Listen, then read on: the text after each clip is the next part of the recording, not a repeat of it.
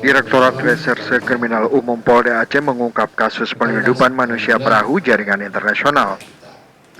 Menurut Direktur Reserse Kriminal Umum Polda Aceh Kombes Pol Soni Sanjaya, kasus penyelundupan manusia tersebut awalnya terungkap setelah nelayan menyelamatkan satu kapal yang ditumpangi 99 orang warga etnis Rohingya yang terombang-ambing di perairan Laut Aceh pada Juni lalu. Namun setelah diselidiki, gelombang manusia perahu etnis Rohingya yang terdampar di Aceh tersebut merupakan sindikat jaringan penyeludupan manusia yang telah berlangsung sejak tahun 2011 lalu. 2 dari 5 tersangka yang berhasil diamankan Polda Aceh merupakan warga etnis Rohingya yang sudah menetap di kamp pengungsian Medan, Sumatera Utara sejak tahun 2011 lalu. Keduanya berperan menjemput kapal etnis Rohingya di tengah laut dengan menggunakan jasa dan kapal nelayan di wilayah perairan Aceh Utara. Sedangkan 2 tersangka lain merupakan nelayan asal Aceh Timur.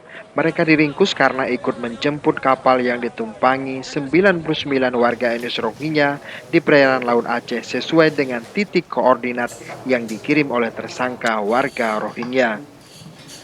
Kedua nelayan tersebut mendapatkan bayaran puluhan juta rupiah dari tersangka warga Rohingya. Sementara satu orang tersangka lain merupakan wanita asal Sumatera Utara. Ia ditangkap saat ingin membawa kabur 3 orang pengungsi Rohingya di tempat penampungan gedung BLK Kota Loksmawe. Pada bulan Juni tahun 2020 kita mengetahui ada 99 orang etnis Rohingya yang beritanya pada waktu itu adalah terombang-ambing di laut kemudian diselamatkan ya, dibawa ke Loksmawe. Padahal bukan itu. Mereka itu berada di dalam perahu yang rusak. Perahu yang rusak itu adalah perahu yang disewa oleh tersangka. Dan tersangka ini menyewa perahu atas order, atas permintaan dari seorang tersangka utama ya. Dan yang sekarang kita DPO ya, yang satu orang Rohingya, etnis Rohingya yang sudah masuk ke Indonesia tahun 2013 atau 2011. Yang satu lagi tersangka orang Loksmawe, orang Aceh Timur ya, itu warga negara Indonesia, sekarang masih DPO.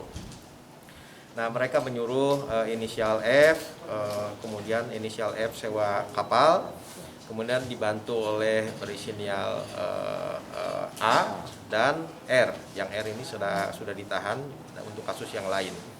Jadi ada pembayaran untuk sewa kapal, termasuk janji berapa per orang dihargai ya. Untuk mengungkap kasus penyeludupan manusia perahu ke wilayah Indonesia, saat ini Polda Aceh sedang melakukan pengejaran terhadap 2 tersangka utama lainnya.